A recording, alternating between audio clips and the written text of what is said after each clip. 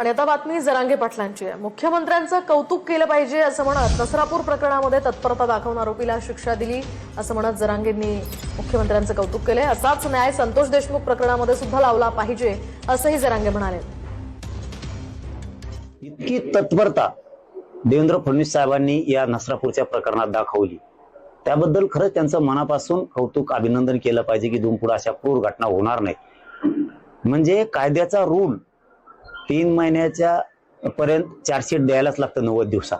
काही प्रकरण वेगळे कलमानुसार असतील, पोट कलमानुसार असतील तर 6-6 महिने सुद्धा त्याला वेळ जातो। इतकी तत्परता या नसरापूरच्या प्रकरणात देवेंद्र फडणवीस साहेबांनी दाखवली आणि 2 महिन्यात फाशीच्या शिक्षेपर्यंत आरोपीला नेलं गेलं।